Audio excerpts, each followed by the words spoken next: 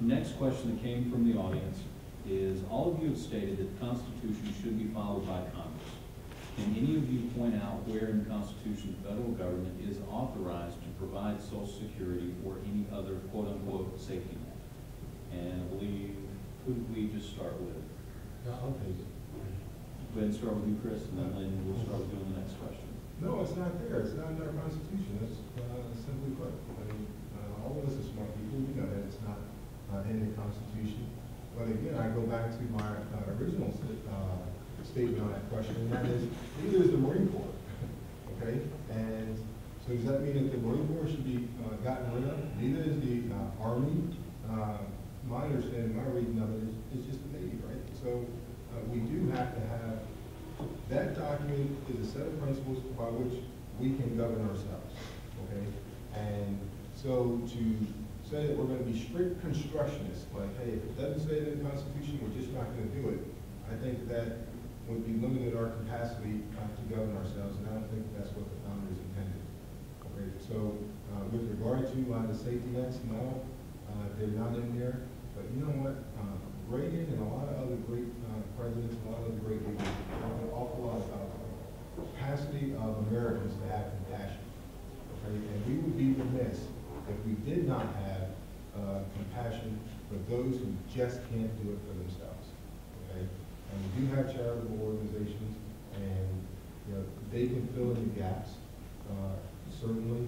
But to think that they can do it all is probably a little bit naive. I think that the government can play a role, but we need to be very careful of the role that it plays so as not to create and perpetuate the culture of dependency that we find ourselves in today. Lynn, is Social Security constitutional?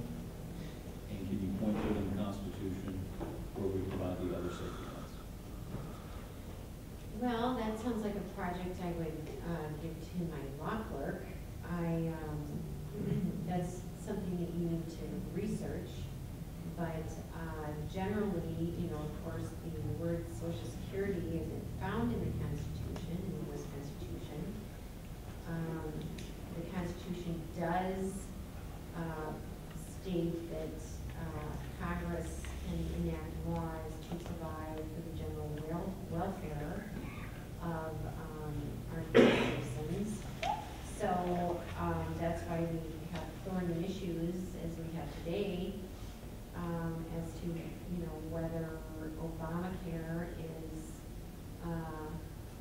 constitutional or not. These are not black and white issues. And but I think, you know, I think most people would agree that Obamacare goes too far. That as far as being able to point it out in the Constitution, nobody can do that. Michael, same question to you. Though the Social Security Act is not a amendment to the Constitution, it was a law enacted by Roosevelt back in the 30s that has instilled a social contract between government and the people who are being extorted from their Social Security money. And we have to honor our contracts. People have paid in all their lives, and we must make sure that Social Security is not short-shifted, that people that are expecting it, who are paid into it, should receive it and will continue to receive it. So I think this is pretty interesting, and it's a question I like answer. Two out of the three candidates up here said, hey, Social Security is not constitutional. But the one lawyer who claims to have won a case with the Supreme Court that no one's very familiar with says that it is constitutional. Let's not get personal. And, well, I think that sets a premise like, hey, we need to understand the capacity of that win at the Supreme Court, because my understanding was it was a case that wasn't even heard by the Supreme Court. It's misleading. And so, you know, hey, here's a person who says they have expertise. It's not risk. No, I'll give you 30 seconds to rebut Mr. Fields. Cases, the case was won at the U.S. Supreme Court. And moving on to the next question. This one is a pretty simple question, so I'm going to give each of you 1 minute to answer this question so we can get some of these questions answered. And the question is, would you vote to repeal the Patriot Act? Lynn? No. And neither would Congresswoman Bachmann, neither would Congressman Klein, and neither would Congressman Paulson. Michael? Yes, I don't believe that the U.S. government has the right to detain U.S. citizens, to in any way attack U.S. citizens or censor U.S. citizens. So yes, I would vote to repeal the Patriot Act. Chris? I think that there are parts of the Patriot Act that are deeply troubling, including other people everywhere. Okay? And not just the Patriot Act, even that new Defense Department bill that was just passed 97-0 over there in the Senate that said the federal government has a right to detain people for any length of time under the auspices of the war on terror. And I think folks like Ron Paul and other libertarians and other just freedom-loving people, okay, should be deeply concerned about that, those laws. They represent an assault on our individual liberty. And I understand better than most what it takes to defend a free nation, okay?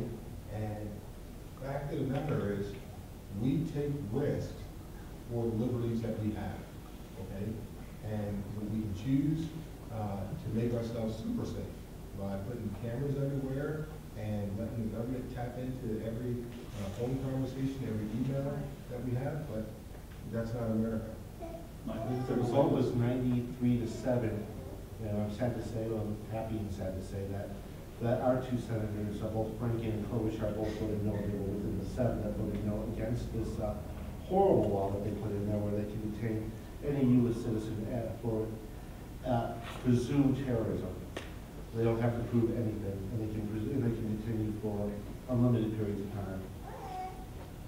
Lynn, 30 more seconds? Just that my position is consistent with Congresswoman Bachmann, Congressman Paulson, and Klein, and these gentlemen line up because they're in the category of Ron Paul libertarians. And that's what distinguishes our positions. Well, I can tell you this much, I'm not going to Washington to be anybody's clone. Michelle Bachmann, John Klein, or anyone else. I'm going to Washington to protect our freedoms, our liberties, and to look after the good folks of the 5th Congressional District, Minnesota, and our country. So I'm not interested in following behind somebody. What I'm interested in is what do the folks here need and want for their prosperity and their liberty. Thank you. I'm also not going to play follow the leader in Washington. We have enough now to keep those, and we can follow the Democratic leadership and not doing anything for our district for the time he was elected. Now, we all thought that he was going to step up on those who supported him and actually lead, but he has provided no leadership. We don't need another clone to follow, whether it's the majority leader and the Speaker of the House or the minority leader. We need people to have new ideas and new concepts to the table.